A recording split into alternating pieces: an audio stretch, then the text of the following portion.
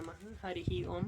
ಶ್ರೀ ಮೂಕಾಂಬಿಕಾ ಮಹಾಸಂಸ್ಥಾನವನ್ನು ವೀಕ್ಷಣೆ ಮಾಡ್ತಾ ಇರ್ತಕ್ಕಂತಹ ಸಮಸ್ತ ಸದ್ಭಕ್ತರಿಗೆ ದೇವಿ ಮೂಕಾಂಬಿಕಾ ಆಯಸ್ಸು, ಆರೋಗ್ಯ, ಐಶ್ವರ್ಯ ಎಲ್ಲವನ್ನು ಕೊಟ್ಟು ವಿಶೇಷವಾದಂಥ ರೀತಿಯಲ್ಲಿ ಅನುಗ್ರಹ ಮಾಡಲಿ ಅಂತ ಹೇಳಿ ನಾನು ದೇವಿ ಮೂಕಾಂಬಿಕೆಯನ್ನು ಪ್ರಾರ್ಥನೆ ಮಾಡ್ತೇನೆ. ನಾನು ಮೂಕಾಂಬಿಕಾ ಮಹಾಸಂಸ್ಥಾನ ಯೂಟ್ಯೂಬ್ ಚಾನಲ್ಲಿಗೆ ಸಾಕಷ್ಟು ಜನ ಸಬ್ಸ್ಕ್ರೈಬರ್ಸ್ ಆಗ್ತಾ ಇದ್ದಾರೆ. ಅವರೆಲ್ಲರಿಗೂ ಕೂಡ ನಾನು ನನ್ನ ಅಂತರಾಳದಿಂದ ನಾನು ಧನ್ಯವಾದಗಳನ್ನು ನಾನು ತಿಳಿಸ್ಲಿಕ್ಕೆ ಇಷ್ಟಪಡ್ತೀನಿ. ನೋಡಿ, ದೇವಿ ಮೂಕಾಂಬಿಕಾ ಸನ್ನಿಧಾನ ಬಹಳ ಅಂದರೆ ಮೂಕಾಂಬಿಕಾ ಅಂತ ಹೇಳಿದ್ರೆ ಬಹಳ ಪುರಾತನವಾದಂಥ ದೇವಿ ಸನ್ನಿಧಾನ. ಹಾಗೆಯೇ ಇಲ್ಲೂ ಕೂಡ ದೇವಿ ಅಲ್ಲಿ ಶಂಕರಾಚಾರ್ಯರಿಂದ ಪ್ರತಿಷ್ಠೆ ಆಗಿದ್ದಾಳೆ. ಇಲ್ಲಿ ಆಕೆಯದ್ದೇನೋ ಸಂಕಲ್ಪ ಇದ್ದುಕೊಂಡು ಆಕೆ ಪ್ರತಿಷ್ಠೆ ಆಗಿದ್ದಾಳೆ.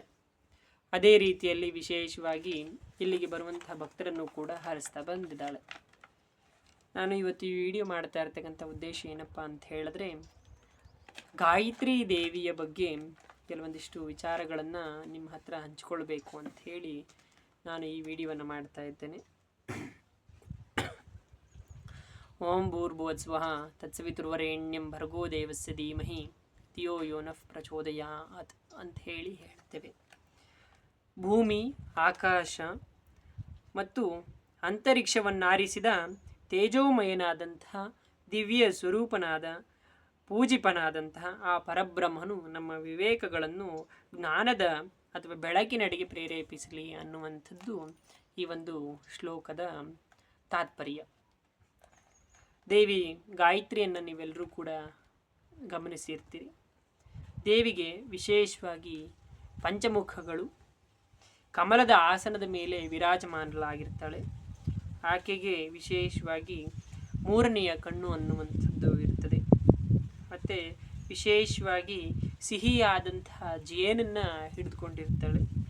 ಜಪಮಾಲೆಯನ್ನು ಹಿಡಿದಿರುವಂಥವಳು, ಹಂಸವನ್ನು ತನ್ನ ವಾಹನವನ್ನಾಗಿ ಮಾಡಿಕೊಂಡಂಥವಳು, ಸುದರ್ಶನ ಚಕ್ರವನ್ನು, ಶಂಖವನ್ನು ಹಿಡಿದಿರುವಂಥವಳು, ಹಾಗೆ ಕಮಲವನ್ನು ಧರಿಸಿರುವಂಥವಳು ದೇವಿ ಗಾಯತ್ರಿ.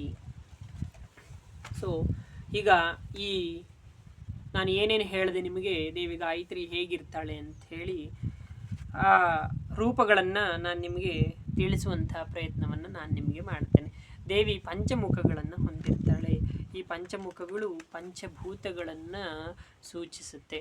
ಆಕಾಶ, ಭೂಮಿ, ಮತ್ತು ಗಾಳಿ, ನೀರು, ಬೆಂಕಿ ಇದೆಲ್ಲವನ್ನು ಕೂಡ ದೇವಿಯ ಮುಖ ಅನ್ನುವಂಥದ್ದು ಸೂಚಿಸುತ್ತೆ. ಮತ್ತು ವಿಶೇಷವಾಗಿ ಕಮಲದ ಆಸನದ ಮೇಲೆ ಕೂತಿರ್ತಾಳೆ. ಯಾಕೆ ದೇವಿ ಕಮಲದ ಆಸನದ ಮೇಲೆ ಕೂತಿರ್ತಾಳೆ ಅಂತ ಹೇಳಿದ್ರೆ, ಕಮಲ ಅನ್ನುವಂಥದ್ದು ಪರಿಶುದ್ಧತೆಯ ಸಂಕೇತ. ಹಾಗಾಗಿ ದೇವಿ ಕಮಲದ ಮೇಲೆ ಕೂತಿರ್ತಾಳೆ. ಮೂರನೆಯ ಕಣ್ಣು ಅನ್ನುವಂಥದ್ದು ದೇವಿ ಗಾಯತ್ರಿಗೆ ಇರುತ್ತೆ. ಏನು ಇದು ಮೂರನೆಯ ಕಣ್ಣಿನ ಅರ್ಥ ಅಂತ ಹೇಳಿದ್ರೆ, ಇದು ಸಂಕ್ಷಿಪ್ತ ಅರ್ಥಗರ್ಭಿತ ಮತ್ತು ಬುದ್ಧಿವಂತ ಮನಸ್ಸನ್ನು ಪ್ರತಿನಿಧಿಸುತ್ತದೆ ಅಂತ ಹೇಳಿದ್ರೆ, ಈ ಮೂರನೇ ಕಣ್ಣು ಏನಿದೆ ಅದು ಸಂಕ್ಷಿಪ್ತ ಅರ್ಥಗರ್ಭಿತ ಮತ್ತು ಬುದ್ಧಿವಂತನಾದಂತಹ ಮನಸ್ಸನ್ನು ಇದು ಪ್ರತಿನಿಧಿಸುತ್ತೆ. ಮತ್ತು ಸಿಹಿಯ ಜೇನನ್ನು ದೇವಿ ಹಿಡಿದಿರ್ತಾಳೆ. ಯಾಕೆ ಅಂತ ಹೇಳಿದ್ರೆ, ಭಕ್ತರಿಗೆ ಆನಂದ ಮತ್ತು ಅಮರತ್ವದ ಸಿಹಿಯನ್ನು ನೀಡುವಿಕೆಗಾಗಿ ದೇವಿ ಸಿಹಿಯಾದಂಥ ಒಂದು ಜೇನುತುಪ್ಪವನ್ನು ಧರಿಸಿರ್ತಾಳೆ. ಜಪಮಾಲೆಯನ್ನು ಹಿಡಿದಿರ್ತಾಳೆ ದೇವಿ ವಿಶೇಷವಾಗಿ. ಯಾಕೆ ಜಪಮಾಲೆಯನ್ನು ಹಿಡಿದಿರ್ತಾಳೆ ಅಂತ ಹೇಳಿದ್ರೆ, ಮನಸ್ಸಿನ ಏಕಾಗ್ರತೆಯ ಸಂಕೇತ. ಈಗ ನೋಡಿ, ನಮಗೆ ಮನಸ್ಸು ಏಕಾಗ್ರತೆಯಲ್ಲಿಲ್ಲ ಅಂತ ಹೇಳಿದ್ರೆ ನಾವೆಲ್ಲ ಏನು ಮಾಡ್ತೇವೆ, ಧ್ಯಾನವನ್ನು ಮಾಡ್ತೇವೆ. ಧ್ಯಾನ ಮಾಡಲಿಕ್ಕೆ ನಾವು ಇಂತಿಷ್ಟು ಮಂತ್ರಗಳನ್ನು ಇಷ್ಟು ಬಾರಿ ಪಠಿಸ್ಲಿಕ್ಕೆ ಅಂತಿರುತ್ತೆ. ಆ ಮಂತ್ರವನ್ನು ಪಠಿಸ್ಲಿಕ್ಕೆ ನಾವು ಸಂಖ್ಯೆಗಳನ್ನು ಎಣಿಸ್ಕೊಂಡು ಕೂತ್ಕೊಳ್ಳಿಕ್ಕಾಗಲ್ಲ ಅಂಥೇಳಿ ಜಪಮಾಲೆಯನ್ನು ತಗೊಂಡು ಜಪವನ್ನು ಮಾಡ್ತಾ ಇರ್ತೇವೆ. ಅದು ಏಕಾಗ್ರತೆಯನ್ನು ಮನಸ್ಸನ್ನು ಏಕಾಗ್ರತೆಯಡೆಗೆ ತರುತ್ತದೆ ಅನ್ನುವಂಥದ್ದು ಅದರ ಒಂದು ತಾತ್ಪರ್ಯ. ಮತ್ತು ಹಂಸವನ್ನು ಈಕೆ ವಾಹನವನ್ನಾಗಿ ಮಾಡಿಕೊಂಡಿರ್ತಾಳೆ. ಅದರ ತಾತ್ಪರ್ಯ ಏನಂತ ಹೇಳಿ, ಹಂಸವು ಹಾಲಿನಿಂದ ಘನವಸ್ತುಗಳನ್ನು ಹೀರಿಕೊಂಡು ನೀರನ್ನು ಹಾಗೆಯೇ ಬಿಡುತ್ತದೆ ಅಂತ ಹೇಳಿದ್ರೆ, ಹಂಸದ ಒಂದು ವೈಶಿಷ್ಟ್ಯತೆ ಏನಂತ ಹೇಳಿದ್ರೆ, ನೀರು ಮತ್ತು ಹಾಲನ್ನು ಒಂದೇ ಕಡೆಗೆ ಹಾಕಿದ್ರೆ ಆ ಹಂಸ ಪಕ್ಷಿ ಬರೀ ಹಾಲನ್ನು ಮಾತ್ರ ಹೀರಿಕೊಂಡು ನೀರನ್ನು ಹಾಗೆ ಬಿಡುತ್ತದೆ ಅನ್ನುವಂಥದ್ದು ಒಂದು ಹಂಸ ಪಕ್ಷಿಯ ಒಂದು ವೈಶಿಷ್ಟ್ಯತೆ. ಹಾಗೆಯೇ ಮನುಷ್ಯನು ಸಹ ಒಳಿತನ್ನು ಆರಿಸಿ ಕೆಡಕುಗಳಿಂದ ದೂರವಿರಬೇಕು ಅನ್ನುವಂಥದ್ದನ್ನು ಹಂಸ ಪಕ್ಷಿ ಅನ್ನುವಂಥದ್ದು ಪ್ರತಿನಿಧಿಸುತ್ತದೆ. ಮತ್ತು ದೇವಿ ಸುದರ್ಶನ ಚಕ್ರವನ್ನು ಹಿಡಿದಿರ್ತಾಳೆ. ನಕಾರಾತ್ಮಕ ಗುಣಗಳನ್ನು ತೊಡೆದು ಹಾಕಲು ಮತ್ತು ಸದಾಚಾರವನ್ನು ಅಥವಾ ಧರ್ಮವನ್ನು ಪುನರ್ಸ್ಥಾಪನೆ ಮಾಡಲಿಕ್ಕೋಸ್ಕರ ದೇವಿ ಸುದರ್ಶನ ಚಕ್ರವನ್ನು ಹಿಡಿದು ಅದನ್ನು ಬಳಸ್ತಾಳೆ ಅನ್ನುವಂಥದ್ದು ವಿಶೇಷವಾಗಿ ಸುದರ್ಶನ ಚಕ್ರವನ್ನು ಹಿಡಿದಿರುವಂಥ ಒಂದು ತಾತ್ಪರ್ಯ. ಮತ್ತು ಶಂಖವನ್ನು ಹಿಡಿದಿರ್ತಾಳೆ. ಯಾಕೆ ಶಂಖವನ್ನು ಹಿಡಿದಿರ್ತಾಳೆ ಅಂತ ಹೇಳಿದ್ರೆ, ಇದು ಪ್ರಕೃತಿ ಅತ್ಯಂತ ಸುಂದರವಾದ ಮತ್ತು ಪರಿಪೂರ್ಣವಾದಂಥ ಸೃಷ್ಟಿ ಮತ್ತು ಅದರ ವಾದ ಮತ್ತು ಸೃಷ್ಟಿಯ ವಸ್ತು ಆಗಿರ್ತದೆ ಅನ್ನುವಂಥದ್ದನ್ನು ಇದು ಶಂಖ ಅನ್ನುವಂಥದ್ದು ಸೂಚಿಸುತ್ತೆ. ಮತ್ತು ಕಮಲವನ್ನೇ ಹಿಡಿದಿರ್ತಾಳೆ ದೇವಿ.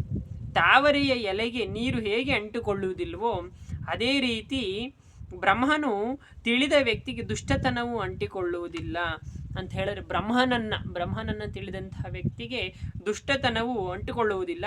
ಅಂದರೆ ಇದರ ಅರ್ಥ ನಾವು ನಿರ್ಲಿಪ್ತರಾಗಿರಬೇಕು ಮತ್ತು ಏರಿಳಿತದ ದುಷ್ಟ ಪ್ರಪಂಚದಿಂದ ದೂರವನ್ನು ಕಾಯ್ದುಕೊಳ್ಳಬೇಕು ಅನ್ನುವಂಥದ್ದನ್ನು ಕಮಲದ ಹೂವು ಸೂಚಿಸುತ್ತೆ. ನೋಡಿ, ಕಮಲ ನೀರಿನಲ್ಲಿ ಬಿಟ್ಟರೂ ಕೂಡ ಕಮಲದ ಎಲೆಗಳು ನೀರನ್ನು ಅದು ಬಿಡಲ್ಲ. ಯಾಕೆ ಅಂತ ಹೇಳಿದ್ರೆ ಅದಕ್ಕೆ ತನ್ನದೇ ಆದಂಥ ವೈಶಿಷ್ಟ್ಯತೆ ಇರುತ್ತೆ. ಹಾಗೆಯೇ ದೇವಿ ಕಮಲವನ್ನು ಯಾಕೆ ಹಿಡ್ಕೊಳ್ಳುತ್ತಾಳೆ ಅಂತ ಹೇಳಿದ್ರೆ, ಜನರೂ ಕೂಡ ಒಳ್ಳೆಯದನ್ನು ಮಾತ್ರ ಸ್ವೀಕಾರ ಮಾಡಿ ಕೆಟ್ಟದ್ದನ್ನು ಅವರು ಹೀರಿಕೊಳ್ಳದೇ ಇರಲಿ ಅನ್ನುವಂಥದ್ದರ ಒಂದು ಸಂಕೇತವಾಗಿ ದೇವಿ ವಿಶೇಷವಾಗಿ ಕಮಲವನ್ನು ಹಿಡಿದಿರ್ತಾಳೆ ಅನ್ನುವಂಥದ್ದು ಈ ಒಂದು ದೇವಿಯ ಸ್ವರೂಪವನ್ನು ನಾವು ತಿಳಿಸ್ಲಿಕ್ಕೆ ಪ್ರಯತ್ನ ಪಡ್ತೀವಿ.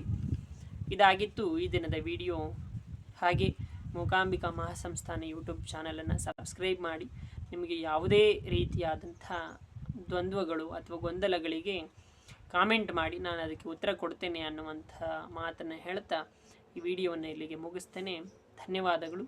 ಶುಭ ದಿನ. ಶ್ರೀ ಮೂಕಾಂಬಿಕಾ ಮಹಾಸಂಸ್ಥಾನ ಅನ್ನುವಂಥ ಯೂಟ್ಯೂಬ್ ಚಾನಲನ್ನು ಲೈಕ್ ಮಾಡಿ, ಶೇರ್ ಮಾಡಿ ಮತ್ತು ಸಬ್ಸ್ಕ್ರೈಬ್ ಮಾಡಿ ಮೂಕಾಂಬಿಕಾ ಮಹಾಸಂಸ್ಥಾನ ಯೂಟ್ಯೂಬ್ ಪೇಜನ್ನು ಸಪೋರ್ಟ್ ಮಾಡಿ ಅಂತ ಹೇಳಿ ನಿಮ್ಮನ್ನು ಕೇಳ್ಕೊಳ್ತೇನೆ. ಧನ್ಯವಾದಗಳು.